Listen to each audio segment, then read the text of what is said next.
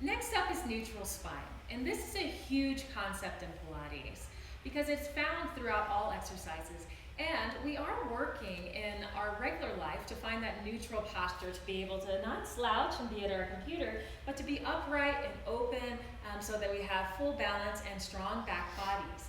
So neutral spine is something that we will talk about probably in every single Pilates class we ever teach. So we can find a neutral spine in a seated place, having the sit bones nice and grounded, and the spine is nice and long. So in order to find a neutral spine, you need to know what it is, or at least that ideal neutral. It's like, so we have our cervical spine, it's our neck, our thoracic spine, which is our rib cage area, and then we have our lumbar spine, our low back. So they all have different curves. The lumbar curve, it goes inward towards our belly button, right? The rib cage curve goes outward towards our back, and then the cervical curve goes inward towards our chin. All right, so it has that nice kind of S-curve situation going on. All right, so we're working to have those as aligned as possible and have those curves. So rather, if we were in the C-curve position, all of the curves are going in, are pushing back towards our back. So we're working to have that natural curvature.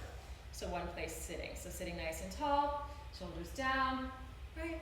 Now, same thing on our backs, coming down, finding that neutral place. And I like to think of it as masses and spaces is one way people talk about our neutral spine. So our skull is a mass of bones, right? And it's heavy on that mat. Our cervical curve is off of the mat. It's nice and light.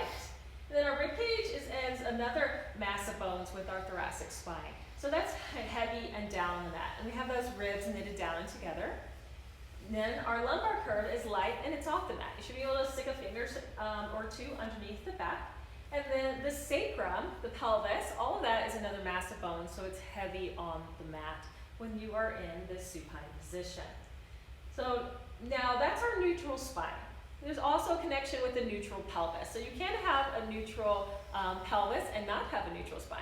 If your abdominals are pulling your low back down to the mat, you can still maintain a neutral pelvis. So we have to just make sure that you know that they are separate, but they do work together. Now with the neutral pelvis, you think about the pelvis, you have your asses in the front here, and then you have your pubic bone. If you make a triangle with your hands, you place the heel of your hands on your hip bones, the fingertips down to your pubic bone, and notice where your fingertips and our heel of the hands are located. Whether the heel of the hands are pulling down into the body more and the pubic bone's higher, or whether the pubic bone's dropping and the hips are higher than those fingertips. So finding that level space right there, right? Connecting that triangle nice and level with the ground.